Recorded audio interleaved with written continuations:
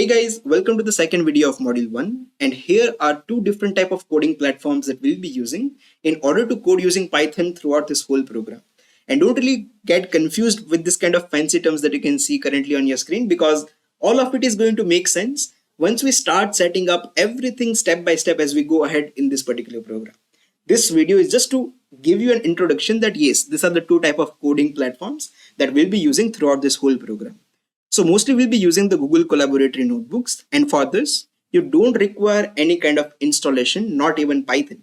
But now there is one specific module that we have in this program for which you will need to have Python into your system, and then to code using Python you will require some kind of editor. And the one that I am choosing is VS Code editor. You can choose any kind of the editor that you want, but don't worry, I'll be helping you set up everything step by step, and that's exactly what we'll be doing from the next video itself. I'll show you how you can start installing Python into your system. So stay tuned for that.